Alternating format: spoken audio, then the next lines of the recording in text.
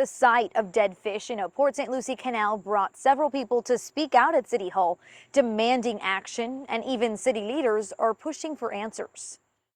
It begins with this canal. Our little piece of paradise has been killed off, poisoned. And dead fish raising environmental and health concerns. It's a lot of life loss, but also what health risks. I want to know, what are you spraying? What is it going to do to my family? What is it going to do to me? The growing concerns brought residents to Monday's city council meeting. I want to get to the bottom of it. I want to find out what happened. We're closely monitoring the fish kill at Elcombe Canal.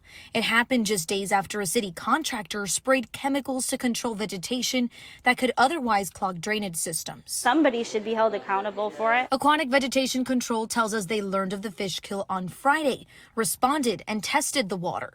They found oxygen levels were too low to sustain aquatic life, but say those levels are starting to improve. Still, city leaders want more answers. This is unacceptable, and it needs to be investigated, and I trust that the city manager will do that. Vice Mayor Jolene Carballo directed public works staff to dig deeper into the problem. And I want to also hear from the company in itself, exactly what steps and measures do they plan to take moving forward to ensure this is not an issue.